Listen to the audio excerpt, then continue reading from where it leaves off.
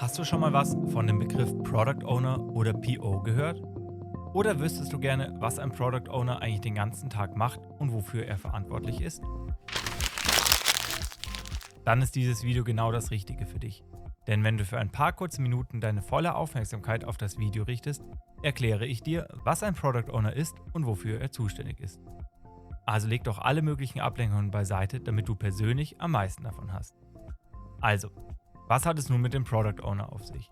Sein Ziel ist es, den Wert des Produkts, für das er verantwortlich ist, zu maximieren. Damit er erfolgreich arbeiten kann, müssen seine Entscheidungen von der ganzen Organisation respektiert werden. Die allererste Aufgabe des Product Owners ist es, die Vision des Produkts zu erarbeiten und allen Beteiligten klar darzustellen. Dazu macht er sich ein Bild davon, was das Produkt später können soll und vor allem, warum es das Produkt auf dem Markt braucht. Zusätzlich macht er sich Gedanken über Rahmenbedingungen wie Zeit und Budget. Der Product Owner ist im engen Austausch mit den Stakeholdern, also all den Leuten, die Interesse an dem Produkt haben oder es nachher benutzen wollen. Dazu muss der PO sich vorher Gedanken machen, wer alles mit dazugehört. Mit den Stakeholdern sammelt der Product Owner die Wünsche und Anforderungen, die das Produkt nachher erfüllen soll. Diese sammelt er im sogenannten Product Backlog. Dieses ist das zentrale Steuerelement des Product Owners und dient als einzige Anforderungsquelle. Schauen wir uns das Product Backlog also mal genauer an. Das Wichtigste ist, dass es ein lebendes Artefakt. Es kommen also ständig Dinge hinzu oder werden geändert. Nun stellt sich die Frage, was in einem Backlog alles so drin sein kann. Die Anforderungen und Wünsche darin werden auch Product Backlog Items genannt. Insgesamt gibt es 4 verschiedene Arten von Product Backlog Items. Eine davon sind Features, also neue Funktionen, die dem Nutzer des Produkts zur Verfügung gestellt werden. Daneben gibt es auch nicht funktionale Anforderungen, wie zum Beispiel Sicherheitsrichtlinien. Diese beiden Arten stellen die Wünsche und Anforderungen der Stakeholder dar. Daneben können aber auch Defects im Backlog enthalten sein, also Eigenschaften des Produkts, die aktuell noch nicht so funktionieren wie gewünscht.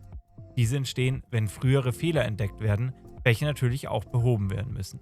Eine weitere Art an Product Backlog Items sind technische Schulden. Damit werden Aufgaben bezeichnet, die notwendig sind, um unordentliche Arbeit von früheren Zeiten nachzubessern. Die Aufgaben im Backlog arbeitet das Team dann eigenständig ab.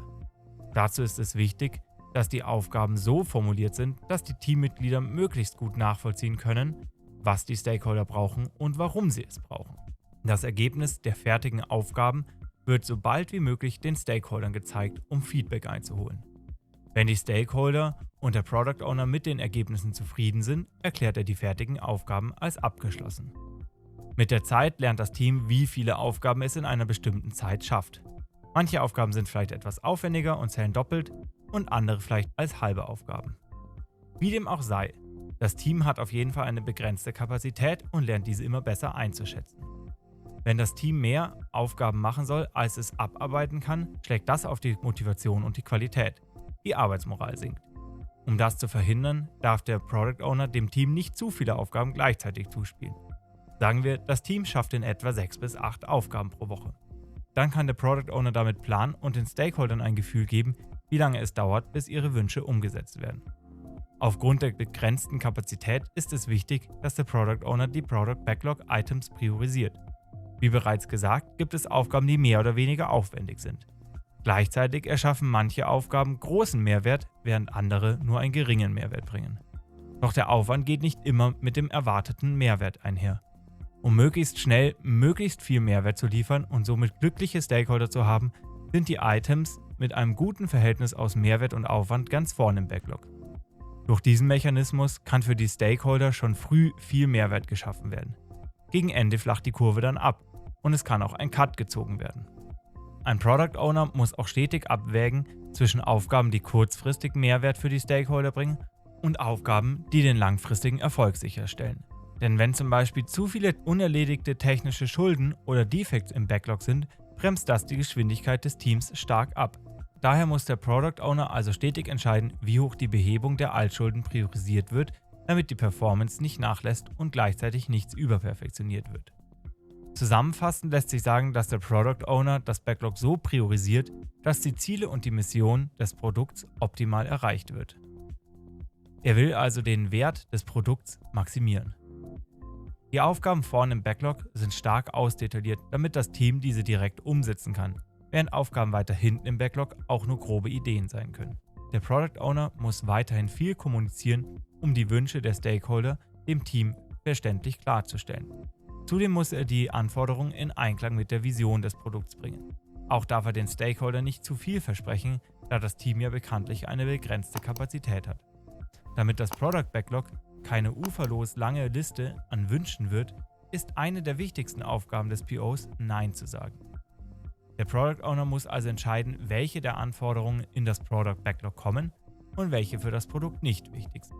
Zudem überarbeitet der Product Owner das Backlog kontinuierlich im sogenannten Backlog Refinement. Dazu kann er sich auch das Team zur Hilfe holen. Dann werden die Backlog-Items gemeinsam ausdetailliert und die Priorisierung angepasst oder Aufwandsschätzungen vorgenommen. Wenn du also ein Product Owner werden willst, solltest du sehr gute Kommunikationsfähigkeiten mitbringen. Zudem benötigst du ein gutes Verständnis über die agilen Werte, welche ich in einem früheren Video bereits vorgestellt habe. Um mit dem Team über die fachlichen Anforderungen zu reden, benötigst du auch ein grobes Fachverständnis von dem, was das Team macht. Vor allem aber brauchst du ein hohes Maß an Begeisterungsfähigkeit, um die Leute für das Produkt zu begeistern und sie mitzureißen. Du hast Ideen, Anregungen, Feedback oder Themenwünsche? Dann schreib es in die Kommentare. Hat dir das Video gefallen? Dann lass mir doch einen Like da und abonniere meinen Kanal.